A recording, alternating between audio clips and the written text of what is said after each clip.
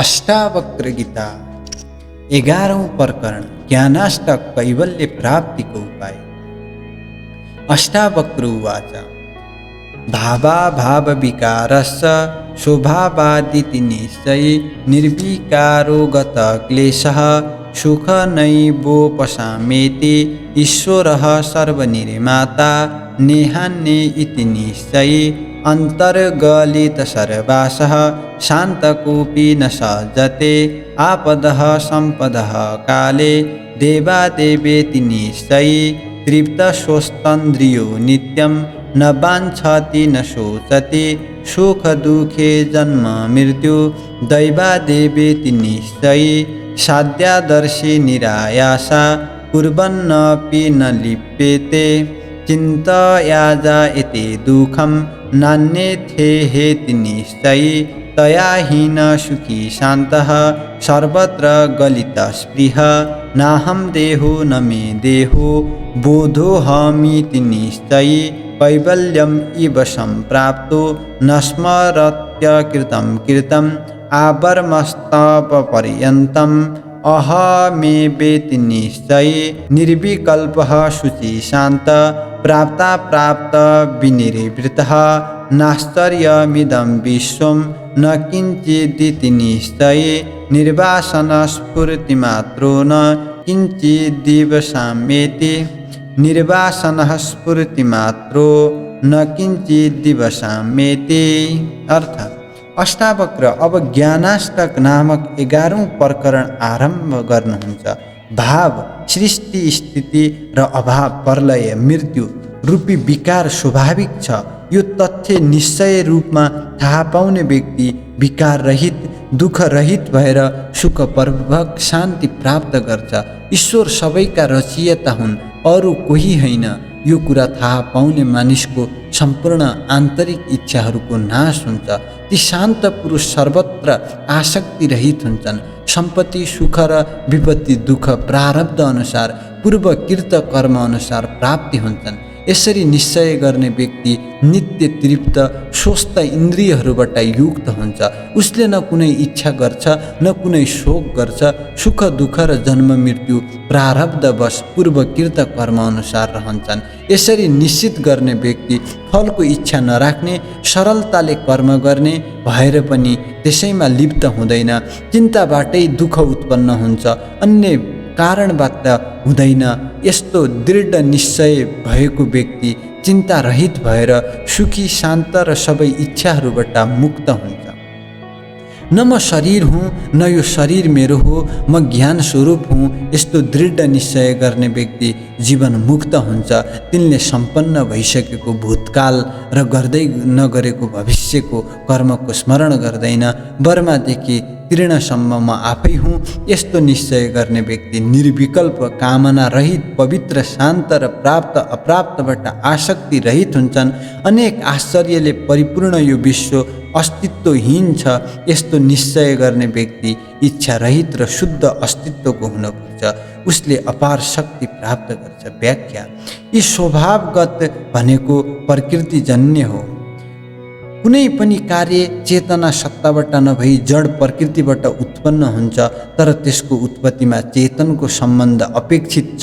बिउमा चेतना वृक्ष निहित छ, बीज नै वृक्ष हुने हो। त्यो वृक्षमा पनि चेतन आत्मा छ, जसरी प्राणीमा छ, तर बीजलाई परिवर्तन न त प्रकृतिले नै गर्ने हो। यसरी कार्यको उत्पत्ति चेतनबाट नभई जड प्रकृतिबाट हुन्छ, किनभने चेतन आत्मा अधिकारी हो, नित्य छ, जबकि देह र जड अनित्य छ। जबसम्म मनुष्य यो तत्त्व ज्ञानबाट रहित हुन्छ अथवा थाहा पाएर पनि त्यसमा निश्चय गर्दैन, उसले सुख शान्ति प्राप्त गर्दैन। ज्ञानीले ईश्वर नै सबैका उत्पत्तिका कारण हुन् भनेको सुन्दा सबै छक्क पर्छन् र सोच्न थाल्छन्, कहिले प्रकृतिलाई कर्ता त कहिले ईश्वरलाई कर्ता मान्छन्। यी ज्ञानी ईश्वरलाई निर्विकार भनिएको छ, तर यो भाव अभाव र विकार त प्रकृतिजन्य छ। यस्तै शङ्कामा पर्दै मानिस कुनै टुङ्गोमा पुग्दैनन् र भन्छ, यो त गोरख धन्दा हो। ज्ञानीलाई गोरख धन्दा मान्न थालिन्छ। यसै कारण मन विचलित हुन्छ र अनेक प्रकारका विचारहरू उत्पन्न हुन थाल्छन्, अनेक प्रकारका कामना उत्पन्न हुन थाल्छन्। बिलाउँछन्। सङ्कट पर्दा भगवान् अन्यायी छन् भन्ने पनि पछि पर्दैन। सम्पदा सुख प्राप्त भयो भने आफ्नो पुरुषार्थको फल मान्छन्। यसरी मानिस दुःखमा भगवान्लाई दोष दिन्छन् र सुखमा आफ्नै सराहना गर्छन्। तर जसको मन इन्द्रिय स्वस्थ छ, विकार छैन, उसले सुख दुःखको प्राप्ति प्रारब्ध पूर्वजन्मको कर्म वा भाग्यको कारण ठान्छ। जे कर्म गरियो त्यही अनुसार संस्कार बन्यो, त्यही संस्कार प्रारब्ध वा भाग्य रूपमा व्यक्त भएर सुख दुःखको कारण बन्यो। सात्विक भावको मनुष्य साध्य अनिवार्य कर्तव्य कर्म गरिरहँदा पनि साक्षी भावमा रहन्छ, कर्ममा लिप्त हुँदैन। त्यो कर्मको फल भोग्नु पर्दैन। भोग छैन भने सुख दुःखको पनि छैन। सुखको स्थिति छ भने त्यसको अर्थ हो दुःख, किनभने सुखपछि दुःख आउँछ। संसारको यही नियम छ। दुःखको उत्पत्ति चिन्ताबाट हुन्छ। चिन्ता अनेक छन्। धनको चिन्ता, स्त्रीको चिन्ता, पुत्रको चिन्ता, रोगको चिन्ता, लडाइँ झगडाको चिन्ता, मान प्रतिष्ठाको चिन्ता आदि। यी चिन्तासँग अनेकौँ आकाङ्क्षा र आशा जोडिएका हुन्छन्। यसो भनौँ, आकाङ्क्षा र आशाले चिन्ता उत्पन्न गर्छ। आकाङ्क्षा त्यागेपछि आशा रहँदैन, आशा नरहेपछि चिन्ता रहँदैन। अष्टावक्र भन्नुहुन्छ, यस्तो निश्चय गर, म देह होइन, देह मेरो होइन, म त बोध स्वरूप हुँ। जबसम्म मानिसले शरीरमा अपनत्व भाव राख्छ तबसम्म उसलाई आत्मज्ञान, जुन वास्तवमा ऊ आफै हो, हुँदैन। त्यसैले उसको मन आत्माबाट विमुख भएर सांसारिक विषयमा लिप्त रहन्छ।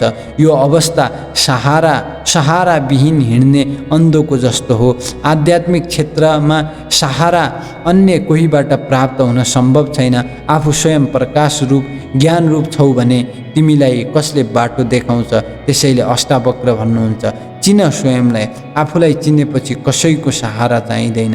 तिमी आफै प्रकाश हौ, कसको सहारा चाहियो? यो अनुभव भएपछि आफूले गरेका कर्मको र त्यसबाट प्राप्त हुने फलको पनि स्मरण रहँदैन। त्यस्ता मनुष्य निश्चित र निष्प्रिय बन्छन्। ती कर्मको फलले तिनको पछि किन लाग्नु? अकृत कर्म भविष्यमा गरिने कर्म, आफूले गर्न खोजेको विचार गरिएका कर्म हुन्, योजना हुन्। इच्छा त्याग गरेपछि योजना पनि लुप्त हुन्छ, विस्मृतिमा गाडिन्छ। यसरी जब कृत गरिएका कर्म र अकृत भविष्यमा गरिने कर्म दुवै विलीन हुन्छन्, तब कैवल्य माया रहित मोक्ष मुक्त विदेहत्व शरीरको भान नभएको प्राप्त हुन सक्छ, अन्यथा सम्भव छैन। त्यसैले आसक्ति रहित हुनु ज्ञान हो, आशा रहित हुनु पनि ज्ञान हो। यही ज्ञान जुन जहाँ छ म त्यही हुँ भन्ने बोधको कारण पनि हुन सक्छ। एउटा सिन्का वृक्ष, पशु पक्षी, कीट पतङ्ग, मनुष्य सबै मै हुँ, मबाट भिन्न छैनन्, म बाहेक कोही छैन, यस्तो बोध हुन थाल्छ। वस्तुत यो संसारमा आश्चर्य मात्र छ, विचित्रता मात्रै छ। जहाँ जे देखिन्छ त्यो जादुगरले एक क्षणको लागि उत्पन्न गराए झैँ जादुगरको ती रचना मिथ्या हुन्, तिनका अस्तित्व हुँदैनन्। यसरी नै संसारलाई मिथ्या मानेर बाँच्नलाई त्याग्नु, लोक व्यवहारलाई त्याग्नु, यसपछि अवश्य स्थिर मन भएर शान्त स्वरूपमा स्थित होइन। धन्यवाद। 11औं प्रकरण समाप्त भएको छ। बाँकी अर्को प्रकरण। धन्यवाद।